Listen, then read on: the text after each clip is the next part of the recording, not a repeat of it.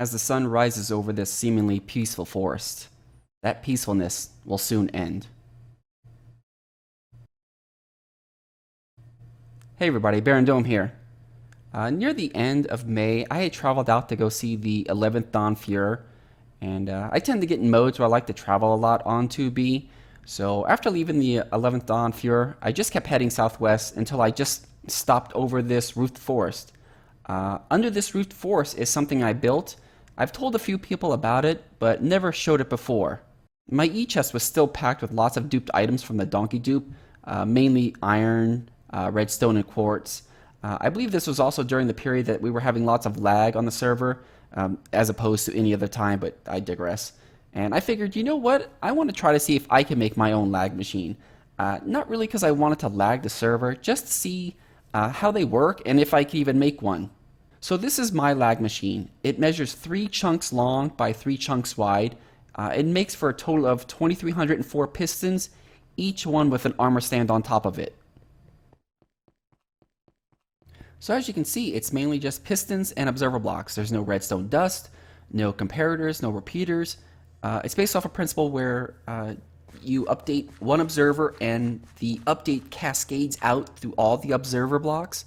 And then there's another row of observer blocks that are above it that detect that update, which in turn fire the pistons, which in turn move the armor stands.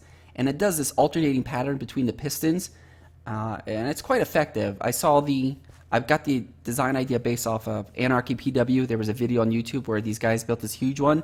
I scaled mine down to just a 3x3, mainly to keep the armor stands within render distance, because before armor stands would only render within a very small distance. So let me take you into the control room and show you how it gets started. To start the whole thing off, you have to actually go underneath it, and it's right in the center. And this is the little room to start it. And it's all started with this one lever, which powers a piston, which pushes an observer block into the middle of it. And when you push that one up, it updates the 8 observer blocks around it, which in turn cascades out to all the other observer blocks, which actually will repeat into the center one. So it's just a never-ending cascading update. Before I turn this on, I'm actually going to turn my volume down because it gets stupid loud with the pistons firing. And I'm also going to turn on my frames per second. I'm not sure if it's going to really update and show you, but we'll see. So I'm going to turn that on. We're going to head outside so I can show you kind of what it looks like from the observer blocks. So it takes a little bit for it to start cascading out. And then you can see how it starts alternating back and forth. And then it starts powering all the pistons. And it's not going to do too much. The TPS is already a 5.3. I mean, it just jumped down to 4.9, but it won't go below a 4. It has its limitations on how low it will take the TPS. Let's go right back in the center, and I can do a free cam inside so you can kind of see more of the entire machine firing up. So though it's not rendering all the armor stands, you can see what the pistons are doing. They're alternating back and forth, firing, and that kind of causes the lag also with the entity data moving. All right, let's go ahead and turn this thing off.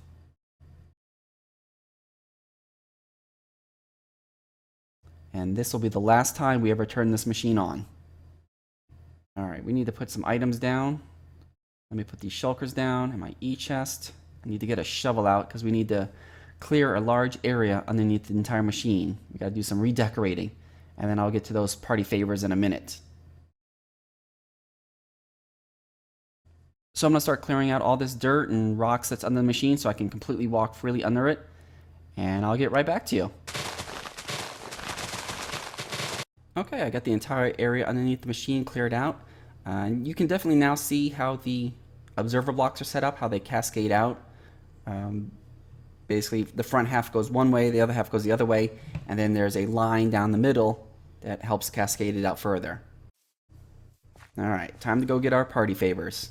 We got 2 shulkers of TNT that we're going to blow this thing to hell. I'm going to lace this entire bottom area with TNT, and then also do the top too.